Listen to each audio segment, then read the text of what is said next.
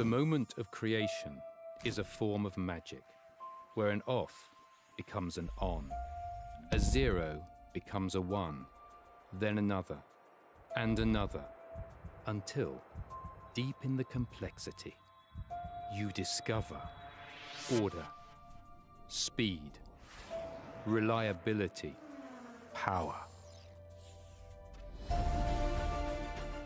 Experience the WD BLACK NVMe SSD.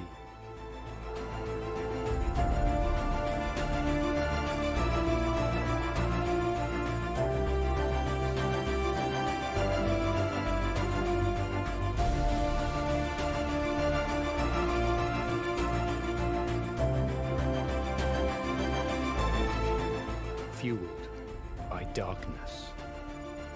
Level up to NVMe SSD performance.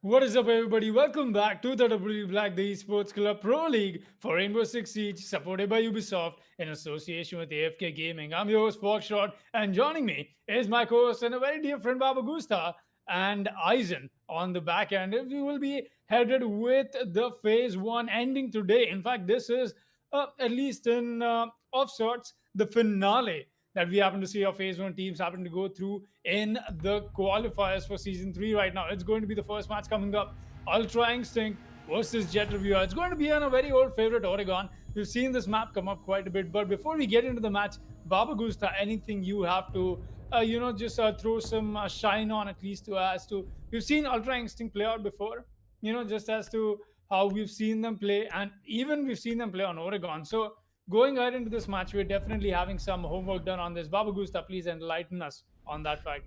Well, talking about the previous statistics from both of them, Jeter Vyuha against Amaterasu, it was 7-1 on Consulate. In which Amaterasu didn't had any, Amaterasu had a lot of problems dealing with this opposition team. So I'm very excited to see how their gameplay folds since they're going up against Ultra Instinct on map Oregon. And talking about them going up against Lost Prophet Gaming, it was 7-4 on Oregon. Just like you said, what an amazing match that did get to see. But this time, it's unfortunately for them, either one of them will be in the top. So they need to make sure that they get to the, to the highest spot as best as possible. Starting off with the ban phase that you do get to see in map Oregon, Montaigne, Maverick, Mira, and Vamai will be the operators, will be banned on the side of Oregon. And I'm very excited for this first round to come up. And also, just like we do our standards, we try to introduce the rosters on the side of Jeter Vyuha, Taurus, Ghost, Shocking, God, Gutsy. And on the side of Ultra Instincts, we have Sonic, Pakora Man, Nightmare, Void, and Nex. The first side is going to be on second floor Kids Dorm, and the round will be underway. Well, I've got to ask you something, Baba Gusta. Have you got a pen clicking around you? Yes. All right, then I was just a little curious that why is Baba Gusta is has he got like a James Bond thing going on with the pen clicking while he's talking? But hey, no, that's not the case. For some reason it did sound a little awkward. Like, wait, is there a clock in my room? I was suddenly confused, but it's sorted. We know what it was. But that out of the way, jokes apart, right into the match, a very serious one. In fact, the stakes right now are very high. Ultra Instinct looking to secure themselves this victory and proceed ahead into Division 3 by stopping Jet Review. It's going to be a huge fight for them because coming out from so many previous seasons, just not able to crack it through. Finally, they'll be having a chance, a very good spot, in fact, for themselves to secure that spot. Let's see if they'll be able to do that or not. The action phase will be underway as we proceed ahead with round 1. Round 1, Will proceed as the action phase will come into play. The attackers have spawned into their respective positions. One player on the street spawn, and the other three towards construction, who is now proceeding to get the control on big towers to make their position works, using the hard breaches to make sure that they'll be able to open up the attic walls, and also on the second floor games room wall, so that they'll be able to make some cross angles and make sure they'll be able to eliminate those defenders one by one. Nightmare is holding the angle towards the hatch, which can be able to hold an angle from the big stairs. He's just going to be holding the angle for now. He's not able to find any one of those players just yet, as the Jaeger will be the one doing the roam duty. Those Maestro's Evil Eye cams will not only just provide information, but also denial of the plant if the attackers do get the control on the site without having any utilities, of course.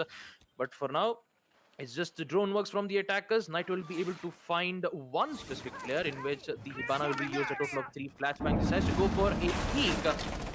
Will be able to deal some damage, I believe. No, it does not. It's going to be Sonic who will be dealing good amount of damage, who decides to go for a peek from the main entrance, try to go very aggressive, and then he decides to be like, all right, you know what, I think it's much more aggression been done. Let's just fall back to the site and wait for the attackers to push in. As we proceed to 1 minute 26-second mark, the utilities are being used from the defenders, as the Vulcan shield from Trophy Room will be destroyed. Yeah, making this push happen very good, in fact, so far. That is from the side of the attackers. We're getting to see them take down so much more map control that we usually don't get to see so many people do it right. So far, there's not much that they've come across. Sonic has taken some damage though, but he's still on this little passive-aggressive roam duty that he's coming up with a possible flank as well. But it's going to boil down to this 50 seconds, and oh, that's unfortunate. Agoyo shield being taken care of. Void just happens to get caught in the crossfire. Sonic, meanwhile, will make sure he gets a refrag on that flank. That'll be Shocking taken down. He takes a nomad charge on his face. That's the air jab, just throwing him down for the bit. It won't be doing a whole lot, but the push on the side is happening, and this is something that the defenders know as well. It's going to come down to these 30 seconds that they happen to roll out. Next, on the white stairs, he's got to go for the denial, but the plan is already being stuck. The Maestro, he's trying to deny. Yes, he will. God comes in with a double kill of his own. It's a 2 versus 3 all of a sudden. Gutsy and God trying to find these defenders. Gutsy will make sure he finds one, but they've still got to find Sonic and Pakora Man. But where are they? Pakora Man still back on his Maestro cam. Could go for the denial, and yes, he is. But the push-up on the Maestro is here, and he's going to get taken down. Gutsy with the push. Does he know where Sonic is playing from? He's made his way to the attic. He's got to find 2 frags. A 1 versus 2 situation that he's just turned himself into a clutch. He gets first frag. Does he get the second or not? God goes down. That's a beautiful headshot. And a bait stick is what is coming in from him. We know that pros don't fake, but is this a fake coming in from him? Yes, it is. The pre-fire is in, and that's the clutch. Sonic comes in. The Jaeger on a 1 versus 2 Ultra Instinct will not let Jet Reviewer walk away with the first round. Not like this. Sonic makes sure he gets the first round on board. What a beautiful way to start the first round off. And what energy that he's just brought to this match. We'll be taking a quick look at that in the instant replay, and coming back and heading back, in fact, to round 2 with Ultra Instinct definitely looking like they want to make sure they make it out of this phase alive. And more than that, they want this spot in Div 3 more bad than ever. That's all I can make off from that first round that they happen to bring off. Let's see what round 2 happens to offer. Well, Ultra Instincts, especially Sonics, with that wonderful clutch 1v2. He did stick the diffuser, counter defuse, for a total of 3 to 4 seconds for Nomad to go for the push. He gladly did take the bait. Getting that win is crucial for Ultra Instinct to get a head start. With round 2 proceeding, Basement Laundry being the site, we do see a Goyo and the Kaid with those electro claws to make sure that the hatches from the electric won't be opened as soon as possible. At least they do need some denials to eliminate that electro claws and hopefully open up the walls towards on the meeting room, force the defenders who's holding from that specific spot, and maybe go for the attack. But for now, Jet Reviewer, especially on the side of attack, I do have to commemorate them, as they did open up the attic wall. They even did open up the games wall.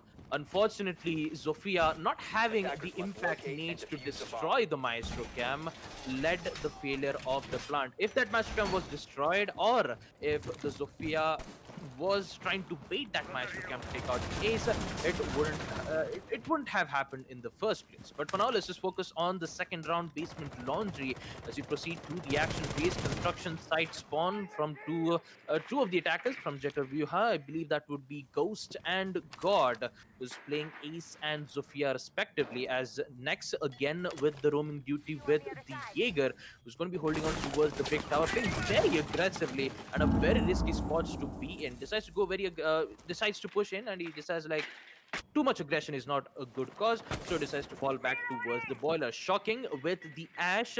It's currently in the armory lockers hallway. Will be able to take out those default cam, proceed to use her drone to give useful information, and so does the other 4 drone works coming in from Jeter Vyuha. But for now, it's just a waiting game for them. Defenders are just casually waiting for the attackers to finish up their intel works from second floor and first floor so that they could proceed going towards this side. A breach charge being used, I believe, to open up the hatches on Freezer.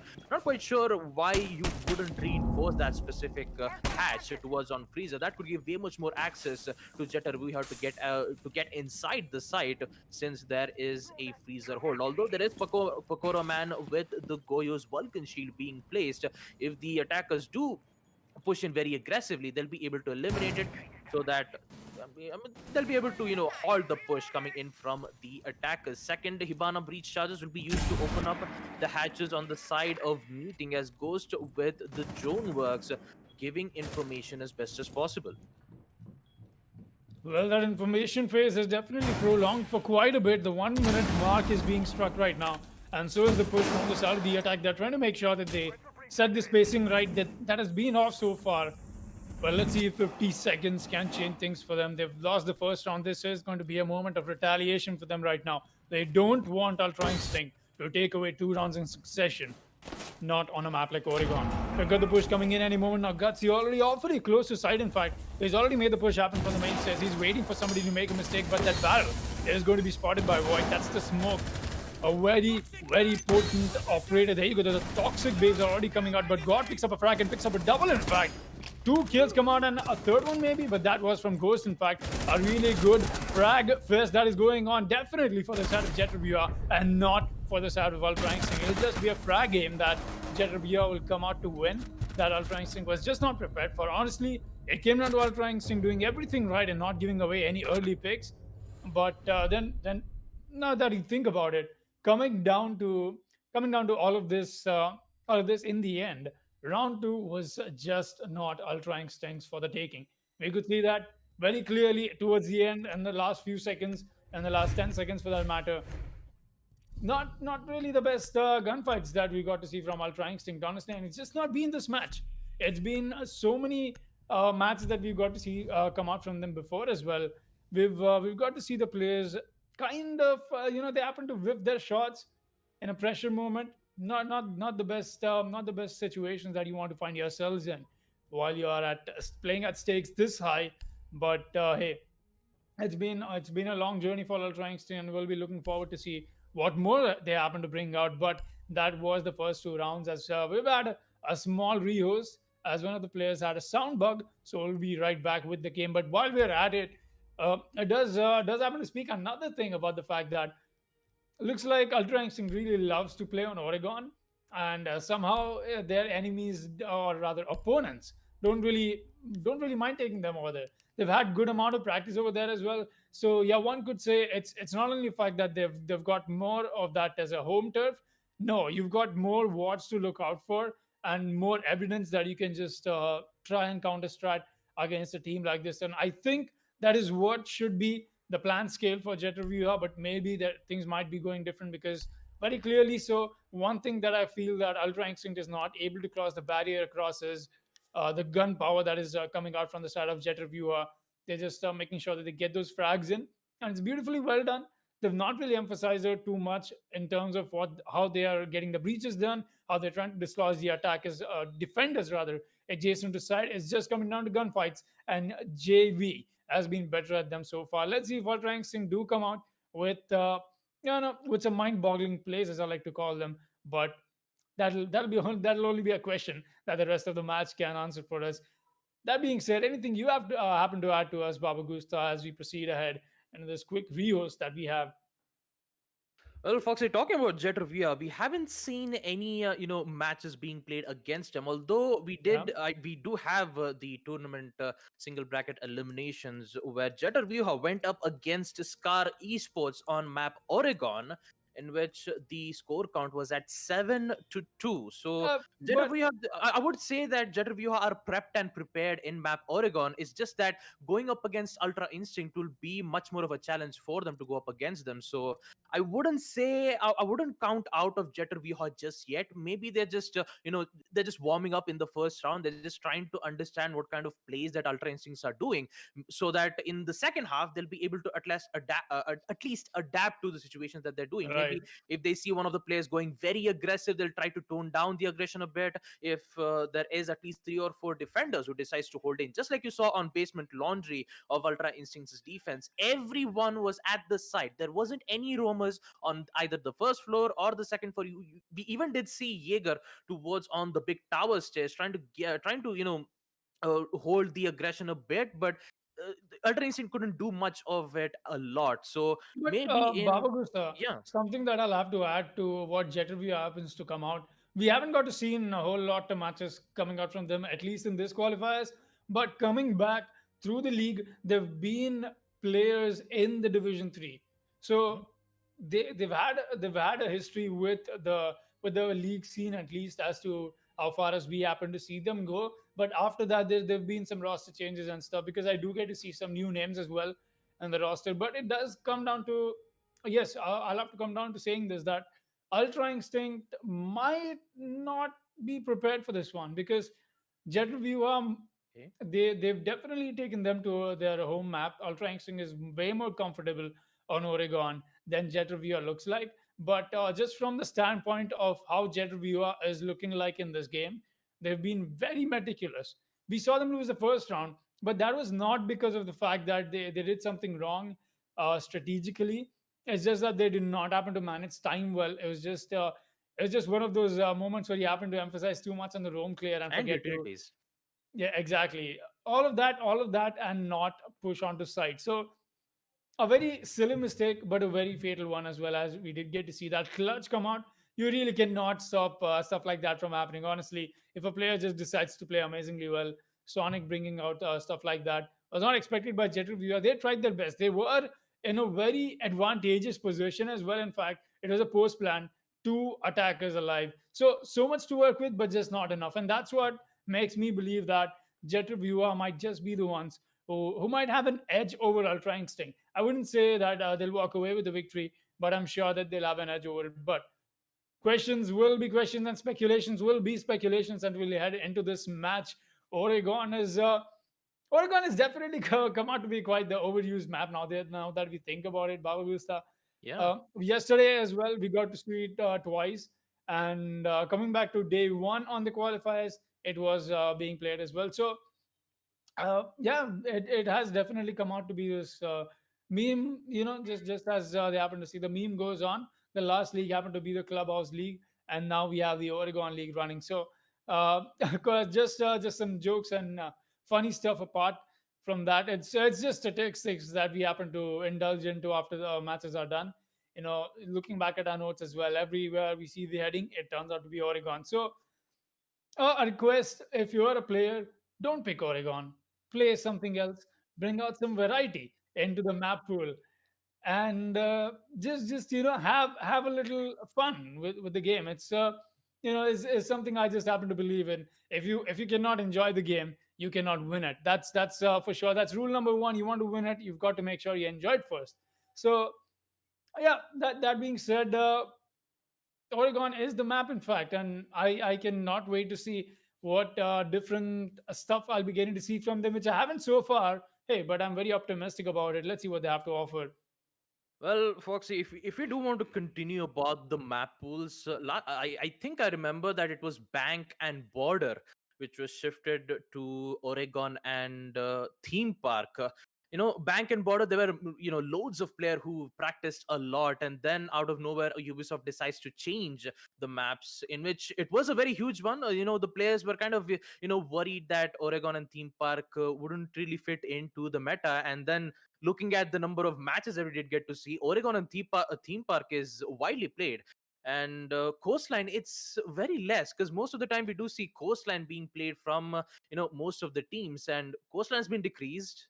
Theme Park, Cafe Dostoevsky, and Oregon. I mean, I wouldn't say Theme Park has been increased that a lot, but it's just Oregon and Cafe Dostoevsky. These two maps are the highest played maps on the South Asia region. So, and yeah, talking about, I mean, you saying that, rather than playing other maps, I mean, there is other maps as well. When you try to play on competitive rank, you have Chalet, you have Skyscraper, one of the most reworked maps of all But those. hey, I'm not Yeah. even going over there. Honestly, it just comes down to this simple question: how many times have we seen Theme Park being played? Not once. That's just very bizarre. But that being said, people, no more waiting. We are into the match. That's going to be Jet Review and Ultra Instinct heading into round 3 very soon in just a while on your screens, because uh, it does happen to be the start of the match, so we haven't really gotten a huge break of momentum, and neither of the teams. They've had their time to get their strategies set right, and will be underway with an equalized scoreline. 1-1 on the round 3 laundry supply room is going to be the side from the side of the defense.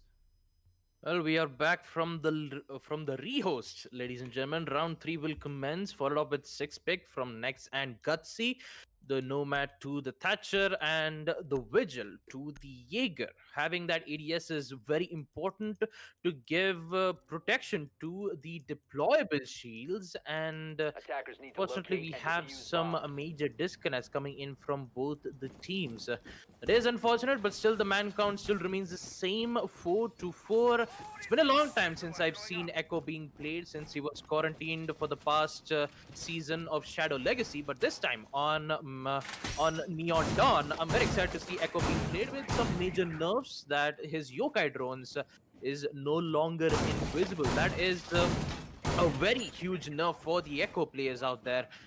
For them, they just need to hide their drones as best as possible, so that at the end of when the timer goes down to at least 10 seconds left, he needs to just time it well to make sure that they'll be able to lock out the plant. For that, let's just head on to the action phase, where it is an unfortunate 4v4 situation for them. But talking about the attack coordination, I believe at least 2 or 3 of them will be spawned from the construction. There you go. There is a rappel coming in from the Ash. I believe that is from the roof, which can be able to get the connect all from the big tower window.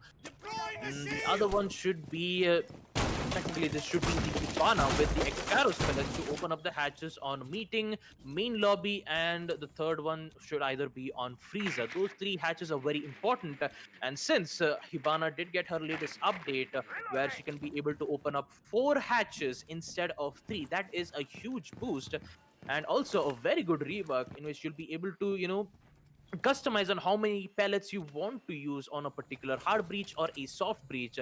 So it's a very good update for the Queen of Hatch, Hibana, and she's been playing regularly. Customizations, it's always good to have them. So it just comes down to that. It's only a matter of time till we have like another customization added to one of the gadgets. Just makes things so much more easier. Honestly, I cannot agree more with you. Optimizing those gadgets to maximum utility is something that I feel at least Rainbow does justice to it.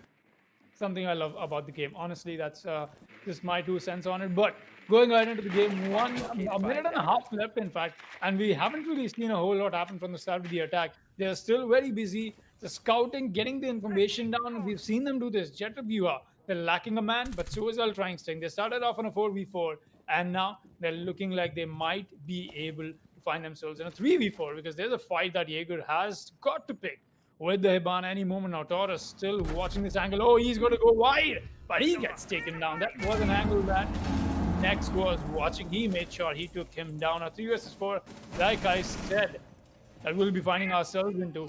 And now the push from the side of Freezer is happening. The Zofia speed heading the push. He's got the S to help him with, but Nightmare is here with the Vector. On that range is definitely got to be destructive. But here's the push up already. Shocking will make sure he shuts down next, and that's a cleanup from Nightmare. And the diffuser has been spotted as well. Diaz trying to make the push up. He's going to get the down on the wide. It's still going swinging wide about this, but the Echo is the one who's whipping his shots and does not confirm the frag on the Ash. This Ash still very wide and about side. It might be very fatal for them. No, still trying to contest this. She does not have the diffuser. That means the kills exactly what she'll have to go to. Very scared right now. Shocking, trying to find twist, turn, dump, duck. I don't know what, but he'll be found eventually by Nightmare. That'll be taken care of. Ultra Instinct makes sure that round 3 is theirs for the taking. As Laundry seems to be a very comfortable spot for them, just to make sure that they happen to secure this round and this match in a little more comfortable position for themselves. But hey, that being said, we'll be headed to round 4, and let's see what the future this match happens to hold for us. Kids Doms and Doms main all is going to be the site once again. This time around, I hope that Ultra Instinct happen to bring out something different than they had before. The Goyo will be brought on once again, a very important, a very key element that I've seen UI bring out. So I don't really blame them. They are really sticking with this. So no, never mind. There we go. Six pick is going to come in. The Echo will get picked. That being said, we'll be headed with round 4 and Baba Gusta. And over the mic over to you with a very interesting question. With heading on to this next round, we still see a 4 versus 4 between the teams. So, how do you think this is going to affect the way we happen to see a usual Oregon match happen to take place? At least in this round in specific, Kids Jones does happen to employ so much more manpower that you usually get to see into adjacent sites and holding them down as well. So, what are your thoughts into how this is going to affect the meta that we usually get to see in a match? Well, talking about the meta, Jack. Oh, sorry, Foxy. I just cannot believe I just said Jack out of nowhere. I mean, it's been a force of habit. Yes, I do have to apologize, Foxy. Although, but we see. I'm going to be honest. It's just that at this point, whenever I'm not around and you happen to do so many matches that you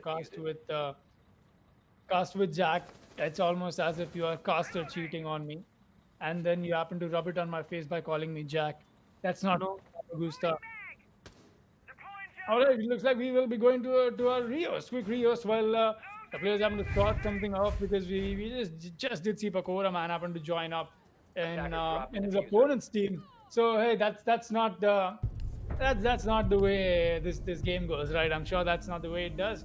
So we have an imposter among us, and that will be taken care of. It'll be sent back to the other team. But that being said, it was quite a funny start to a match, honestly, because we've got to see two Rios coming back to back just between one round's difference. So yeah, we don't have a whole lot to lead you guys onto, but most definitely something that I would like to speak about is the matches coming up after this. This was just the first match.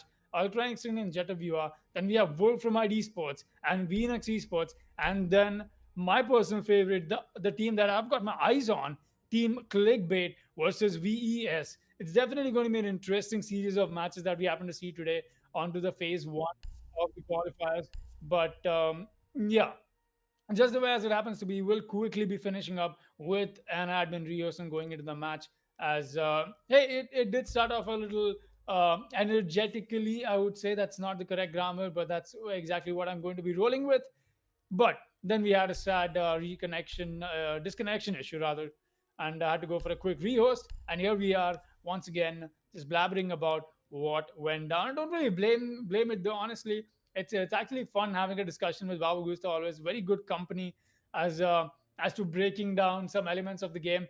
Definitely does have to keep my mind and things wrapped around just as to how the game happens to function. And honestly, I'll tell you, you guys have no idea how weird Baba Gusta's brain functions, and it's just funny to sometimes happen to have his outlook on things. It's very peculiar, if I may, because it's definitely something that I've always astonished about. And yeah, it takes me back to the ADS destroyed days, Baba Gusta. Oh boy, the ADS destroyed.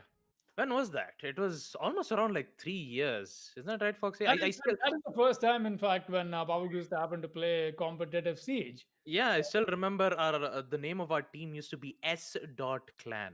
Yeah, that's right. S. Dot Uh, Clan. S. Yeah. Dot Clan. We Yep. were teammates. Can you believe Yeah. that? Yeah, we Can were you teammates. We believe both of us. that? Yeah. So We yeah, it did come out to be quite the team. Very evidently, we did not accomplish anything out of it. So here yeah. we are.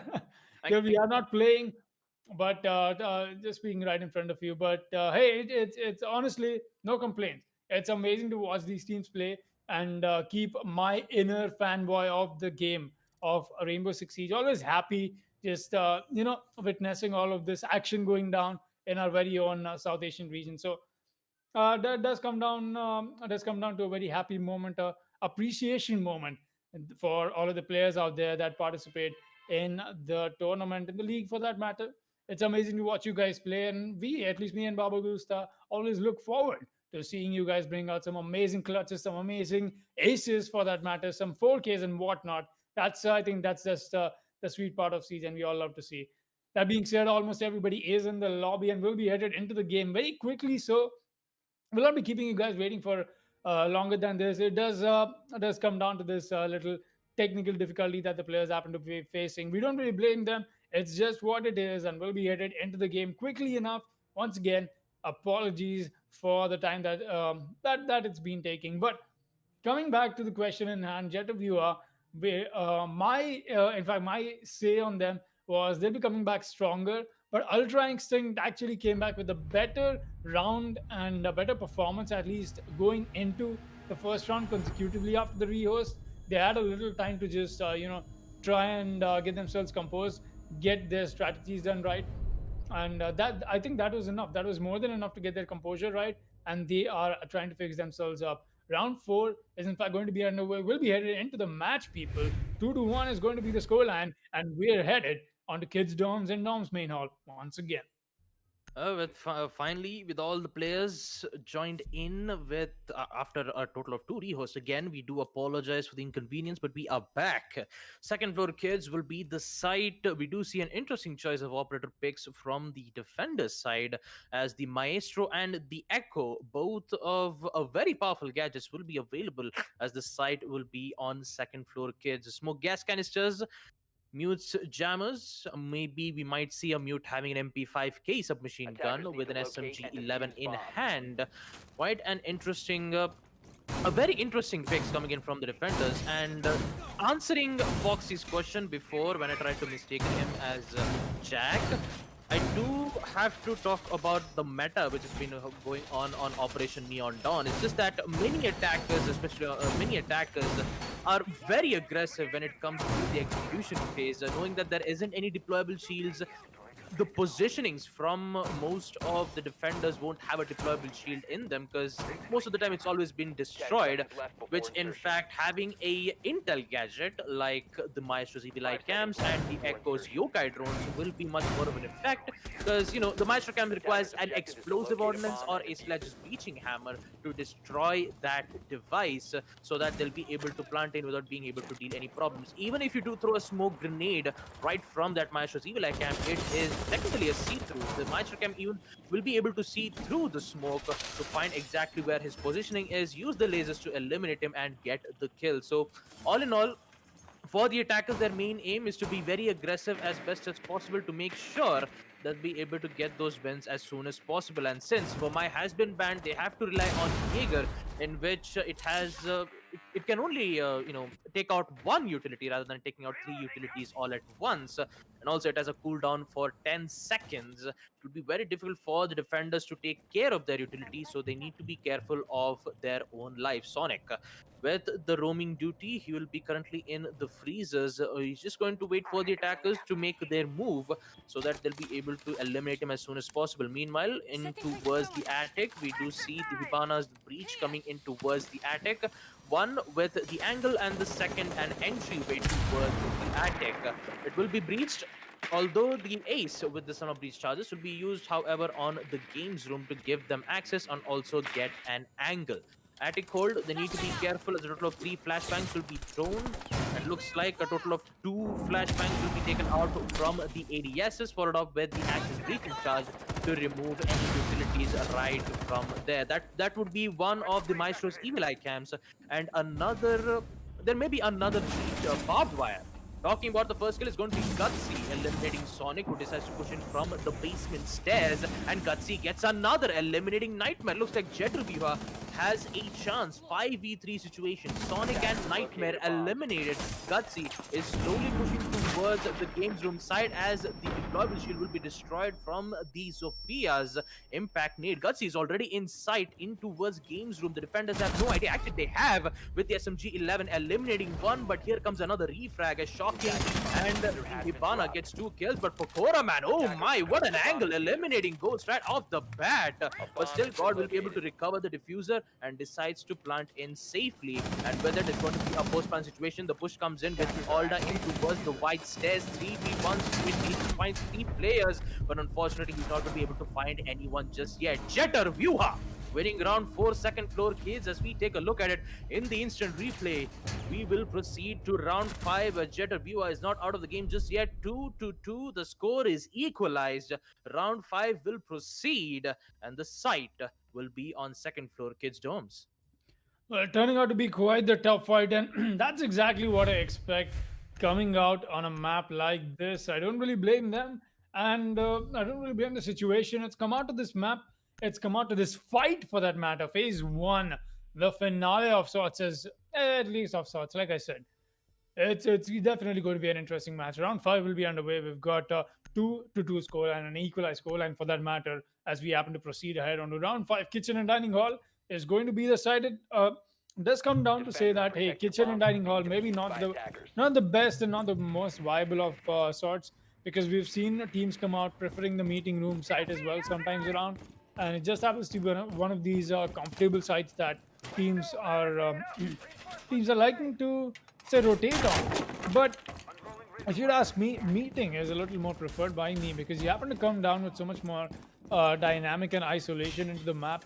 You completely can ignore, at least in a certain sense, the side of the small tower. And hey, roam game just happens to come out better, but it'll be, at least for now, from the side of Ultra Instinct, is going to come down to the kitchen and dining defense.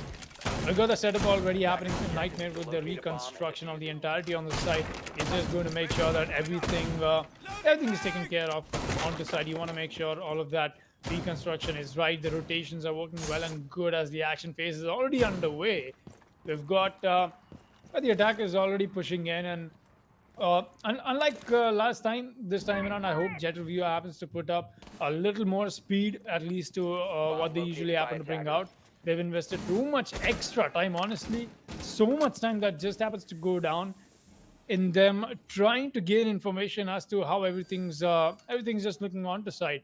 And hey, that being said, we've already got smokes being expelled, and that's already the push up from the side of the hallway. Sonic just waiting very patiently right now, but that's a prone team from the Ash. He's going to get spotted. Pokora, man, took so much damage, but he'll be the one to win that fight. Gets free-fragged right back in. Gutsy gets a frag and shoulder shock, and he'll make sure he shuts down Nightmare. This is a push on the side. God gets another. Sonic is the one to take the fall. Here's the push up from the Valkyrie, but he gets shut down as well. It's all down to Void, the castle, but where's the man with the UMP? Is all the way on the side, on the other side, in fact, for that matter. Nomad will go for the push with a pistol in hand. Does so much damage, but gets more damage taken. In fact, the show super shotty in hand will not connect yet. It will finally, though. He's got to sit back, reload, relax, breathe in, breathe out, and then reattempt it this 1 versus 3.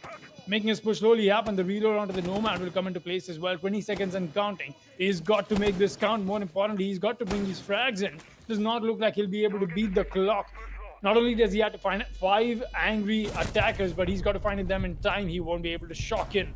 Will shut him down. Jet of View, I get round 5 on board, and that was a quick take from the attackers. Once again, just like I happened to talk about this, Jet of View do happen to come out very aggressive at times, and this was one of those illustrations of power, if I may, illustrations of might, because they knew exactly what's up from the side of Ultra Instinct. Too much overemphasis into getting the denial done on the side that they forgot the entryways to safeguard them. That was quite the stuff coming in from the attackers as well. We headed to round 6. 3-2 is the scoreline. Let's see what they happen to offer on the laundry room and supply room. Well, that's we are about to reach the first half, end of first half. The site will be on basement laundry. Jetter Vyuha Absolutely not giving them a single round rest for Ultra Instinct to get that big lead. And there is a higher chances for this first half to go from 3-3. Again, with a useful, I mean, an interesting six pick from Sonic, as he's going to be picking as the Echo. Because I don't know why I said interesting, because it's been a long time that Echo has been quarantined, and according to him, he's been in the meta for almost a year or two. I really don't know why I said that is interesting pick, but anyways, having an Echo is very viable for their team to not only give information but also disorient the attackers, in which the attackers will have that disorienting effect for a total of 10 seconds. Even if you try to stand still, I mean, you will be able to wear out the effect if you stand still, so that you'll be able to mainly focus towards eliminating those players one by one. But for now, let's just head on towards the action phase, as the attackers will it's quite surprisingly will spawn towards on the side of streets. Maybe there might be a push towards on basement basement laundry. And with Nex yet again with the aggressive, I wouldn't say aggressive, I would say holding his angle towards on big tower stairs, as the Hibana Iskara spells will be used to open the first hatch of the main entrance. And shocking, holding, I wouldn't say, yeah, shocking. With the Ash, she still has those 3 breach charges to eliminate those useful utilities, eliminating most of the utilities that go use Vulcan Shield, maybe open up a soft wall to give them lines of access, and entryway towards the site will give them much more of an advantage. Gutsy will be able to place his air jabs towards the big tower stairs, maybe on the other stairs as well, to make sure that they'll be able to caught one of the defenders who decides to roam in from a particular position. And Torx making her last entryway of opening up the hatch towards on the meeting. The Ultra Instincts, they have good amount of information that there is one player who decides to push in from the big towers. Their information from the attackers is not confirmed just yet. They're still on the first floor. The defenders not actually thinking of being very aggressive. They're not even actually going for a flank, in which Jetter Vyuha doesn't have to worry about it. Although Ultra Instinct needs to worry about the push, which is going to arrive just about now. The push is going to be on basement, laundry, and freezer. Interestingly enough, we won't see a push from the blue bunker. Gutsy sees one, will be able to take a good amount of damage to Void, pushing him out to 10 HP, and the Ash with the breaching charges to eliminate those deployable shield. Next is in the blue bunker. 55 seconds left. Ultra Instincts and Jetter Vyuha not being able to lose any single man count. And just as I was talking about it, a huge free fire as Taurus eliminates Next. God does the same. God comes in with a double kill, eliminating Pakora Man and Sonic right from the freezer. And looks like Ultra Instinct's team starts to fall apart. 5v1. Void 10 HP with the shot. He'll be able to find one, but doesn't get the other. Jetter Vyuha winning round 6 on attack, as they will be the one to get the lead. 4-2. And as we proceed to the second half, round 7, we are going to be able to see Jetter Vyuha on the side of defense. It's going to be very interesting to see how well that they're going to be holding on against Ultra Instinct style of attack. Second floor Dome will be the site. The match, I would say the round, is underway. Well, if we could take a quick look at the scoreboard, because we've just got the halftime coming in. Obviously, this is after the rehost does not truly exhibit what went down, just judging by the numbers right now on screens, but does happen to speak volumes that JV has happened to pick up their game after the rehost has happened to happen. They just made sure, wow, I just realized, never mind, just going to completely ignore myself and go ahead. We've got the possible 6 pick coming in, but there'll be nothing that'll be out of it. We've just got the warden being employed from the side of the defense, and obviously getting to see something good, at least something different from the side of the defense, as we happen to see the second half unveil and unfold for that matter. Jetter Vyuha walking away with a 4-2 advantage. Ultra Instinct looking, honestly, it's looking bad for them. They were on the side of the defense and they could not get the maximum advantage taken away for themselves, and it just happens to put Jetter Vyuha in all the while so much more of a powerful position that they definitely look like they could secure and take for themselves and move ahead and on from the phase 1 of the Division 3 qualifiers at Season 3 here. That being said, we've got some nice setups coming into place from the side of the defense. As once again, loving the Goya emphasis coming out from them. I'm not sure Oh, there we go. Standard warden placement. He'll be employed onto playing into attic. I wouldn't really consider playing warden. Uh, at least in exchange as to what you could get the operators that are available on defense.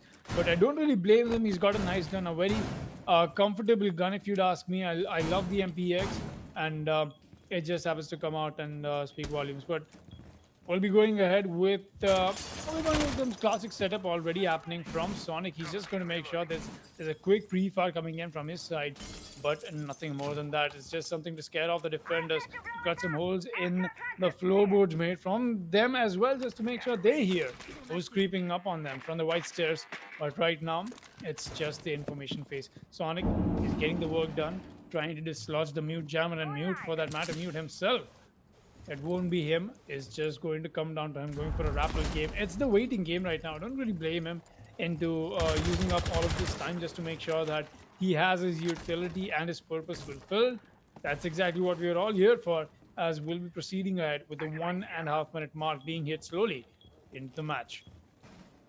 Ghost with the melee hole towards the white stairs hallway, be able to give good amount of information, and yet again we do see Jet Reviewha not being able to use any roamers. It's just going to be a huge turtle hole yet again for them. Do see a concussive nades being thrown out, which will be able to deteriorate the Sophia. Another concussive nade will be able to give her information, but not enough angle to eliminate mute. One shotgun, he actually sees the body, but doesn't get the confirmation just yet. Throws the flashbang, throws the second flashbang. P comes in, will be able to eliminate Sonic, making it a 5v4 situation. Jeffrey with an incredible hold, but here comes the addict push from Ultra Instinct, aka Nightmare, who is apparently pushing in. He's just the warden who was holding in towards the attic room will be forced to push back on second floor dorms. God with the Vamai, the C4 comes in, doesn't get the connect just yet. That would give much more angle towards the attackers to focus on, but they don't have enough amount of information, in which unfortunately God will be the one to take out next, making it a 5v3 situation. Nightmare goes down with the T5 SMG. Ghost still stays strong in the white stairs. As shocking, he needs to make a play. He needs to make that flank towards an armory lockers stairs, in which he'll be able to find 1 and 2, giving it a flawless round for Jet Reviewha. Round 7 defense. The second floor kids goes to them. As we take a look at it in the instant replay, we will proceed to round 8, where Jet Reviewha will be the one who is very strong on lead. And unfortunately for Ultra Instinct, they had a good amount of rounds. They made, great plays against Lost Profit Gaming, Team Aegis, and Virtuoso Esports. Fortunately, this time against Jet Reviewha, they have a lot of problems dealing with. Basement Laundry will be the site on round 8, and let's see if Ultra Instincts can make a play. That was a flawless round coming in from the side of the defense. Just like I said, Jet Review are looking so much more stronger than they did before the rehost. It's just that it's purely out of desperation. They won that spot in Div 3. Don't really blame them. But Ultra Instinct a little more than just shaky. They found themselves in the corner of where Jet Review is able to take advantage of, and it's just something that they've not been able to crack yet. Kids Doms was a very favorable side for the side of the defense, and it was understandable. Jetavia walked away with the last round, but this time around, it's going to be on Laundry. But it does happen to be very favorable for the defense either way, but just as the statistics happen to go, Laundry not the best site in terms of how Kids happens to offer you that dynamic. So let's see what Laundry will bring out and what it'll unveil. Ultra Instinct might be the ones to try and kick themselves back up into this fight. But Jetubia is very desperate and looking like they're very focused into getting that match point done, because you come out with a flawless round like that, but that we just got to see in the last one. It was quite the show. It was a beautiful cleanup. It was very methodically done. I love the patience play coming in from them. Despite knowing that they had opportunities to engage in the gunfights, they made sure that they did engage, but it was done out in a rather composed manner, and it was in their advantage. They were in control of the situation. That's what you expect out of a defensive team when you happen to see them on defense. It does not matter what map it is. It does not come down to if you're coming down to a linear gunfight, or is just a very complex take to how you happen to break down a map. just playing it the way it's supposed to. Good stuff from the side of the defense. Jetta viewer, they're still a little ecstatic as to where they're supposed to be expecting the attackers from, because so far we don't see a whole lot of noise being made from the attackers. Taurus, he's got the DCSG in his hand, and while the Jaeger very aggressive on the side of the backstairs, one might say he is. I wouldn't really say that's very well calculated. He's got some nice cover for himself as well, and he can fall back whenever he wishes to. As Gutsy is very true to his name, and a nice tap from Taurus is going to do so much damage to Sonic. He is not feeling that. He's definitely going to unpeak that angle the moment he could, and just try and reload and re-engage. Sonic taking some more shots. I'm not sure where that came in from, but he's definitely writing himself up on a possible death note as he happens to make his way up closer onto site. Information given for Ultra Instincts to work up with was stating that there is one bullet towards the open wall as the push comes in from the void, deals a lot of damage to the Goyo as to himself, but it's going to be Sonic eliminating one, as Shocking will be the one who's going to be eliminated. The Melusi is going to go down, and so does the Zofia. An incredible shot with the TCSG. Taurus making an incredible play, and also the Vector SMG. Ooh, what a shot from God! Headshot with the Vector, eliminating Void, making the man count equalize to 4-4 as Nightmare. He knows that there is one player playing near the deployable shield. Actually, it is the Vulcan shield, as Pokoro Man eliminates one more player. It's going to be Gutsy being eliminated. Ghost unfortunately goes down. Exactly what just happened was his own Vulcan shield, but he'll be able to avenge his team doing the double kill as Taurus with the TCSG yet again getting 2 kills. My goodness, Jet and Fiha is on a roll, ladies and gentlemen. Round 8, Basement Laundry will go to them. My goodness, they are on match point as we proceed to round 9, where this time Ultra Instinct might have a chance where the site, for Jeter, we heard they're either forced to pick first floor meeting and dining or first floor dining and kitchen, in which they will be able to pick first floor meeting hall and kitchen, and it's going to be a higher chance for Ultra Instinct on attack to win. They just have to eliminate those rumors and make sure that they'll be able to get a total of 4 wins as soon as possible.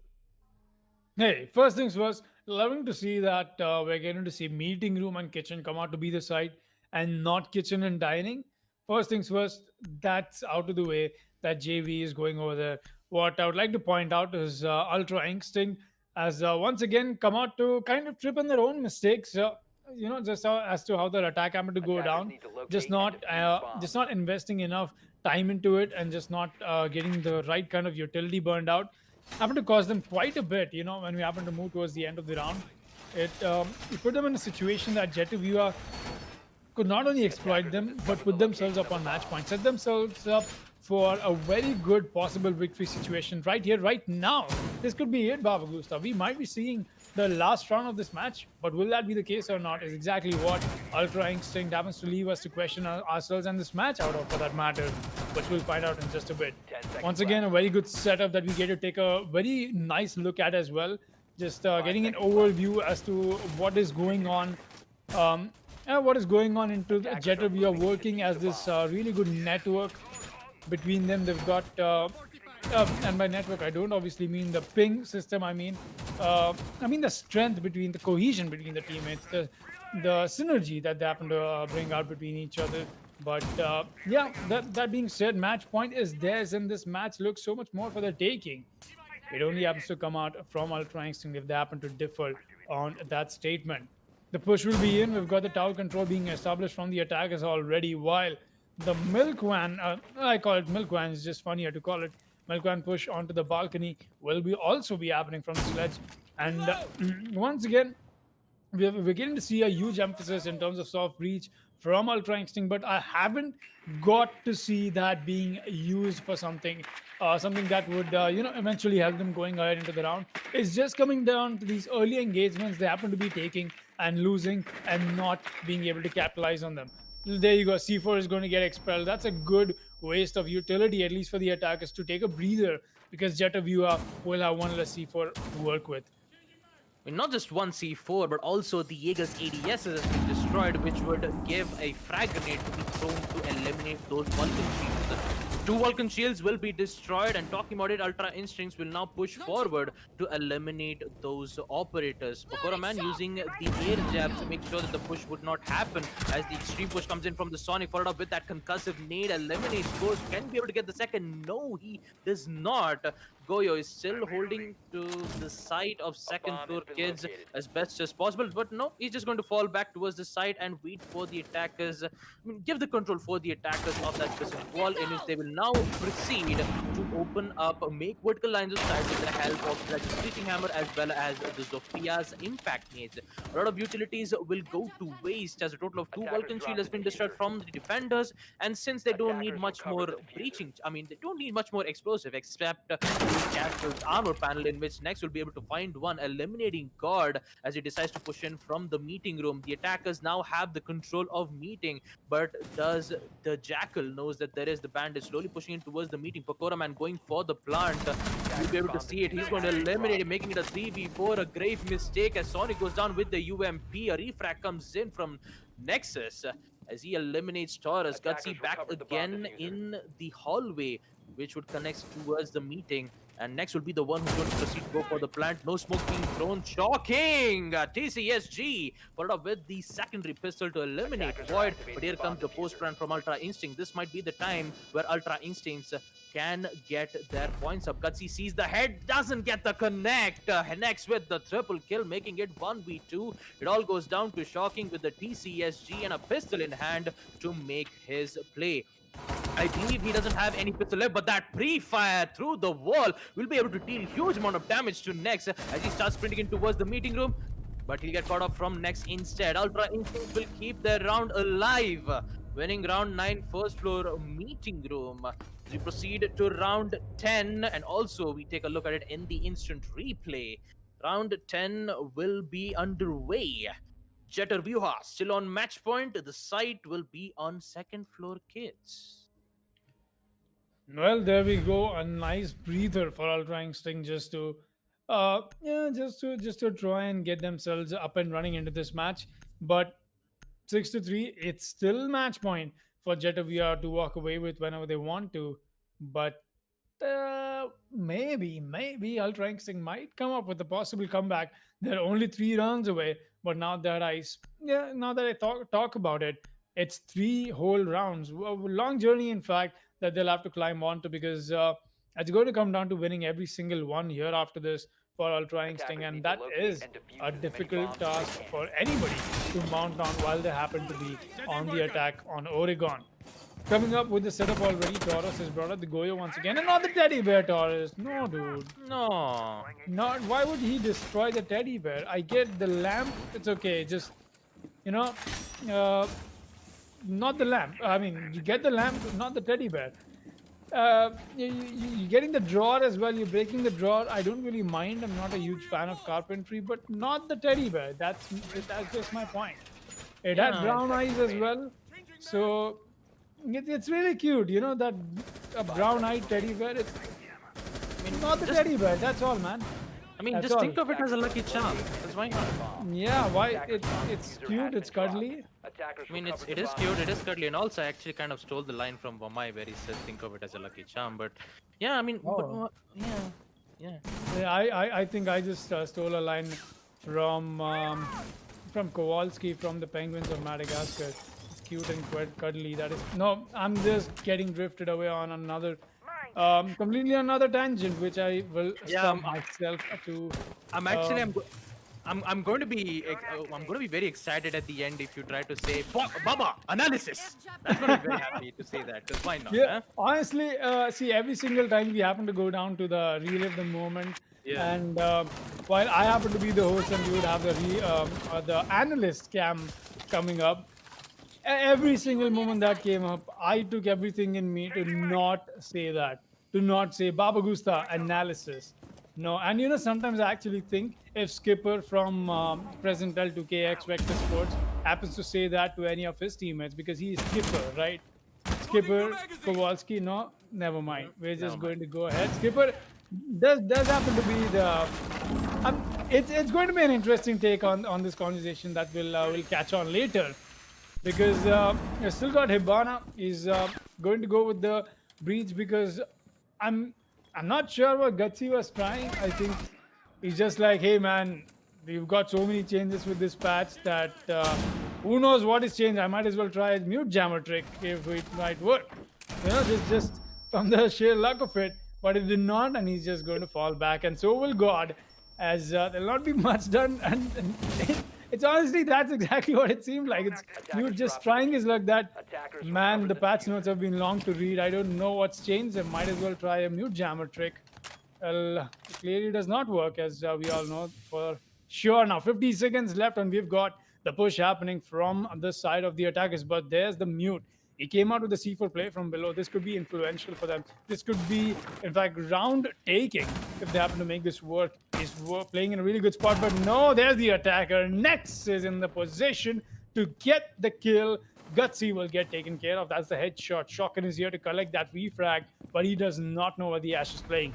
Next, slowly coming around the corner. Sonic is the one to drop God. Meanwhile, this is slowly looking good for Ultra Instinct. They slowly make the push, and Next takes so much damage. He is going to get taken down. That's a double duty takedown from the defense. There's another fight that is going on, but here's Void with the push up. No, that is Sonic, in fact, who made the push, but Void gets the frag. But here's a quick refrag and frag fest that Sonic will win towards the end, and Ultra Instinct will stay more than just alive and kicking. They'll push their chances of this comeback a little more than just further.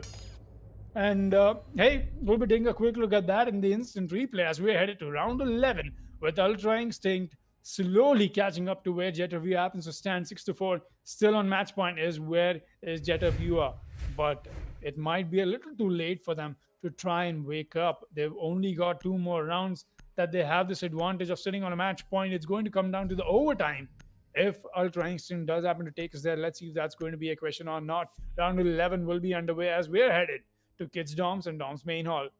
Second floor kids will be the site for Jetter Viewer yet again, as they slowly starts to lose their lead here, 6-4. Ultra Instinct making some incredible plays with that drone works, eliminating both the players on the side of Jetter Viewer. That would be one who was trying to hold him towards the kitchen and one in the hallway. And all Ultra Instinct needs to do is get control on the side, remove any remaining players, and with it, the win goes to them. But it's not out of it just yet. Jetter Viewer is still on match point, and Ultra Instincts needs to make sure that they won't make a mistake. It's very difficult for Ultra Instinct, knowing that they need to win a total of 2 attack rounds, in which, especially on a game like Siege, attacking is not always that easy unless and until if there is a great coordination, teamwork, and also good synergy coming in from the teams. They'll be able to pull this off on this site. With it, the action phase will proceed. Good drone work coming in from Nightmare towards the big towers to make sure that there won't be any surprise attack from that big tower window to go for an early spawn peak. With Void, the air jabs in hand, she still has 3 of them to make sure that she'll be able to at least make sure that the flank from the defenders would not happen. Ace, who was just trying to vault in towards the balcony of the second floor master bedroom, unfortunately, it just didn't work out. He just have to do it again, but it just won't matter because I don't know. I start to lose more of those words here, Foxy. Can you just try to fill me in and try to explain what's this? Dude, just as you happen to leave us off on, it does not matter. I'm going to go with it. It does not matter what you are saying. We'll be going ahead into the match 6-4 as 2 minutes are left, and hey, not a whole lot we've got to see. And honestly, I don't really blame you or the teams for that matter. They're just doing their job. They're getting the early map control done for, and in fact, they're making sure that they get all of this well accounted for. You want accountability for yourselves as you're making this push, because it's going to come down to those head counts that you're going to try and count down to. Will that be the question or not? The heads, which team's heads are going to pop? It's the real question. There you go, the James Bond goggles activated. Warden sitting very, very dauntlessly right now as he happens to take down a drone. Well, that's okay. A little anticlimactic to what I was expecting to go down. But meanwhile, there's another fight going down as well. It's definitely going to come down to how we have to see this crossfire unfold. Toro is taking so much damage. Void is taking some himself. the main stairs and the main window peak that is happening right now. Selma breaches, we do happen to see them go off in the distance, and that can only mean that all of these attackers have slowly gained control and head beyond the site. Ibana making this push. G does not know there's God, and he gets a free frag that he walks away with. Nightmare will be the one to take the fall. Sonic is here with a quick refrag on the God, though. A force is for re-established back into place, but this peak is not advised, and the Ash goes down, and that's the angle being used by Shotgun from the side. Oh, it's like coming down from them, but the Goyo shield will get taken care of. That's from the one defender, Gutsy, but he gets taken down from the window. Not the best of positions I'm getting to see from Jet of Viewer, always getting caught off at the bad spots. Ultra Instinct doing a great job into cutting down the strays and making sure they have the choke points under the watch. But here you go, a kill comes in and two drop down. Back-to-back Jet of Viewer take the match, people. Round 11 will be there to claim, and a quick frenzy of kills. I didn't even get to react to what happened. It was just that they made sure they got the victory. It will be a very satisfying 7-4 victory for them to walk away with Lucy walking away with the MVP. Did well for this match.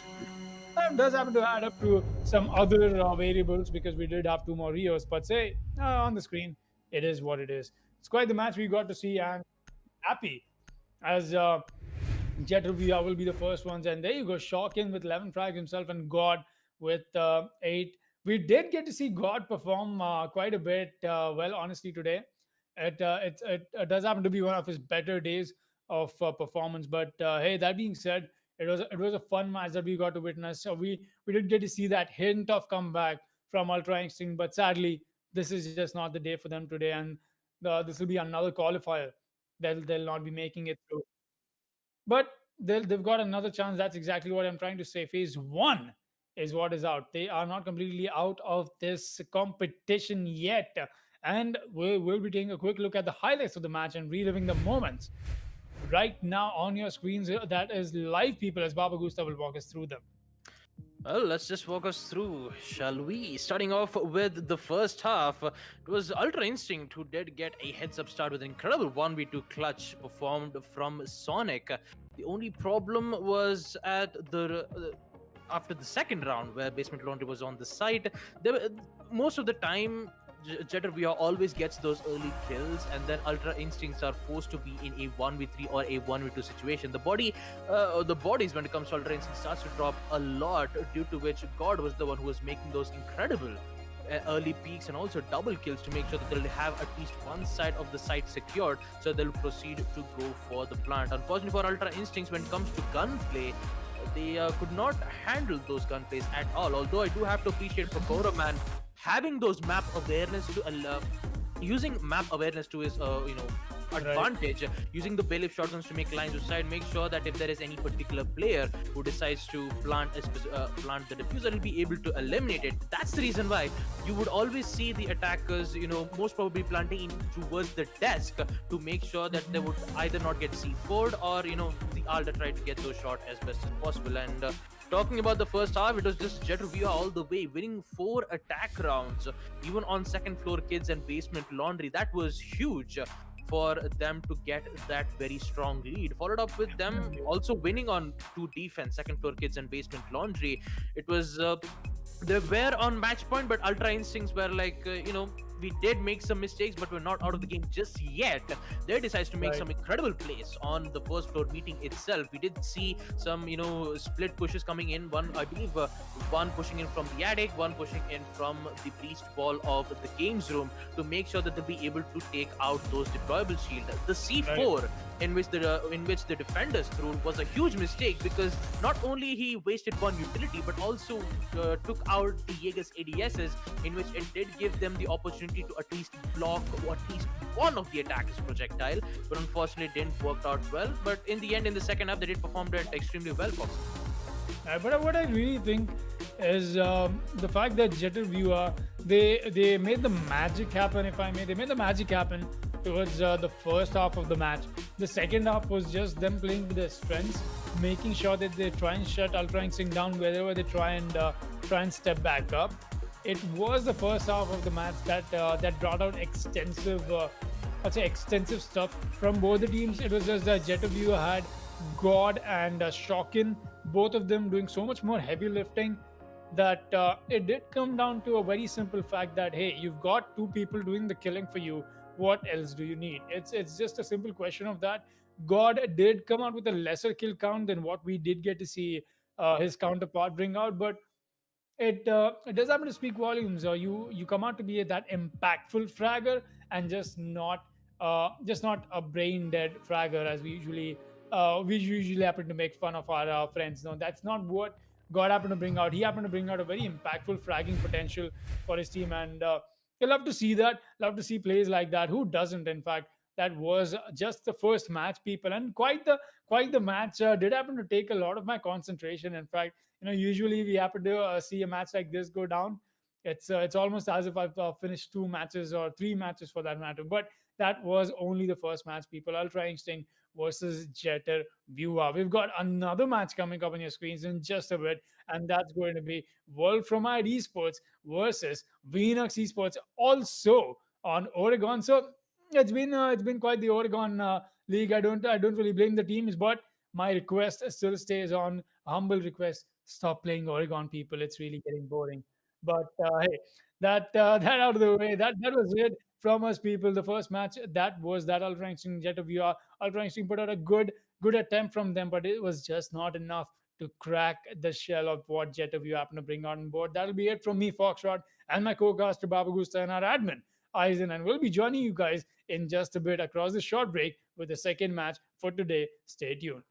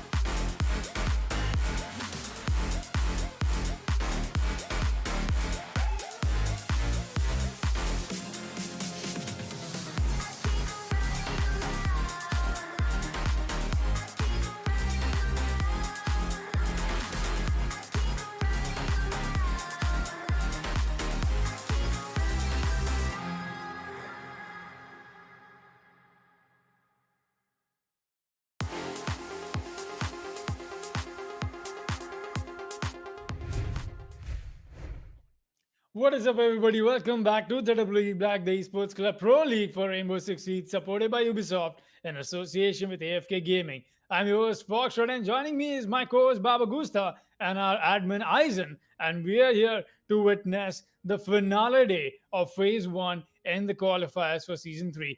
Quite the matches that we happen to see in the past few days of the qualifiers, but today is the day that will make it all count because this is, in fact, going to be the second match that we are going to witness. We did get to see the first match at a viewer confirming the spot, in Division 3 against Ultra Instinct, and they made sure that they send them to phase 2 of the qualifiers. Right now, it's going to be the match on to Oregon once again, but it's with different teams. Wolfram Esports will be facing off Phoenix Esports, and this match does happen to turn out to be a very interesting one. We'll be headed straight into the ban phase as we go underway with the match. Well, starting off with the ban phase on the side of Wolframite Esports, and talking about their team, unfortunately, they were relegated in the Season 2 Division 3, winning only 2 matches, losing 5, having a total of 6 points.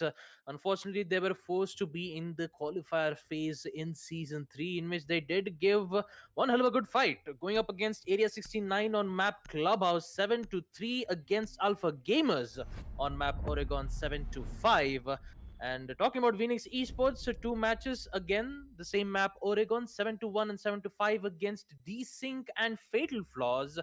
And this time, they are going to go up against Wolframite Esports, and you guessed it, it's going to be map Oregon again. Sort of talking about the ban phase here, Thatcher, Blackbeard, Kaid, and Echo will be the operators to be banned on this specific map, which would give the Valkyrie a lot of intel operators like the Maestro, the Valkyrie, the Melusi still being available in play. And as we proceed to the first round, let's just I think I'm just going to. What's up, man? It's I don't want I don't want him to feel embarrassed, but hey, Dark Lord, what's up? Well, yeah, we'll be added to the match. In fact, I'm once again apologies for cutting you off like that, Babu Gusta. no problem, But Foxy.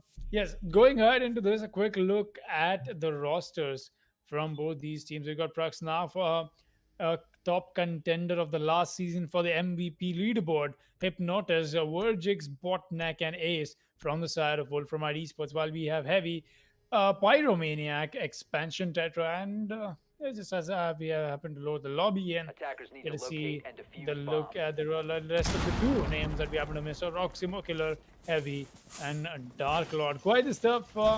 Quite the roster, in fact, if you'd ask me, from Ubisoft Esports. As we've seen them play out before as well. They did happen to come out with a very surprising victory, honestly, because judging from just how the Fatal Flaws match was going to go down, Venus performed really well, and that was on Oregon as well. Was that? No, maybe that was on Cafe. To be Maybe, honest, yeah. to be honest, Foxy, as I checked in according to the standings and the amount of matches that they played in this tournament, the only match Seconds left. against, this was Wolframite versus Team Area 69 was on map Clubhouse. The remaining 4 to 5 matches was in Oregon. Oh, wow. Well, thank you so much for that lovely insight, Baba Gusta. In fact, that does happen to put things into perspective that Oregon has is kind of yeah, it's a little funny, honestly, now that we think about it. Um, you happen to play 5 out of your 7 matches on Oregon. In fact, even on the league, it's still a huge statistic that you're happening to come out with. And hey, you've got to have some variety, just as a competitive team coming out into Rainbow Six Siege. You cannot just be a one-trick pony, because that'll make you obsolete somewhere in the long run. But speaking of which, we will be headed into this into the 2-minute mark onto this round. Heavy is a very weird Goyo, as usually you don't see the Goyos go out for the roam. It'll be the one onto roam alone, in fact, all the way on the side of meeting. He might be the one to exchange some gunfire with any of these attackers any moment now, or he'll still be waiting this moment out. We've got the push coming in from Praxnav along with his teammate. That is the tower control taken care of, as we slowly see the attackers make headway in and around the map. Heavy taking some damage. He'll be the one to exchange some gunfire as well. At least At least the first point of contact between the attackers and defenders is going to come down over there, but this might just change. There we go. Brux now gets a frag into heavy, but here's the V frag right back into place from a very good position that the Jaeger was playing, and that's a head to 4 for Brux now. He gets a nice double kill for himself to start things off on this beautiful match that we happen to witness. Round 1 was more than theirs for the taking. It's definitely speaking volumes as to what we usually get to see from all of these teams come out. But hey, Praxnav, a very good statement of power that he's already putting out. And really loving to see that energy that he's just brought out as he approaches the second mark, and it's going to come down to this bloodbath of a match. Well, the attackers finally opening up the attic, getting those 2 kills. Venux is in big trouble. And talking about Pyromaniac, missing the opportunity of the SSD-11. Wojcik gets one, Dark Lord gets the other with the MP5K, eliminating 1 player. But Praxnap, he is still alive and he needs to make a play. C4 being tossed, gets denied in mid-air, decides to go in a gunfight against the Goyo on second floor mid domes. Which Dark Lord, he's just making sure the Jackers wouldn't have that control. Looks like Praxnap is going to go for the plant. Dark Lord, on the other hand, gets a double kill, eliminating the ace. Smoke canisters comes in to block anything, but Praxnap, he gets another one. Triple kill, making it a 1v1. It all goes down to a 1v1 gun in that gunfight. Pyromaniac will be the one to save their team and also give them the win on the first second floor kids domes. As we take a look at it in the instant replay, round 2 will commence, starting off with Venux Esports being the one having the lead 0-1. The site will be on basement, laundry and supply room. And just to talk about the current matches here, I'm really excited here for Foxy. Talking about Venux Esports and Wolfram Esports, they've made some extreme plays here. Actually, there were only 2 matches. Actually, it was just one in which Venux Esports did made a almost a one-sided win, 7-1 against Team D-Sinks on Mam Oregon. So this might be a match where we might be able to see overtime on this on the specific team. They've been performing excellently well, especially Wolfram Esports. They are in a bit of a revenge story here, because in Season 2, they've lost Division 3 and they're just trying to make amends here. They're just trying to make sure that they'll be back in Division 3 and show that they are capable of getting into the higher divisions. And talking about their performance, they've been performing excellent. They've been performing really well, especially in towards the attack phase. Although there are some little mistakes when it comes to the execution phase, not being able to capitalize on one of the defenders to roam freely, get those important kills, and decides to still hold on to that specific position.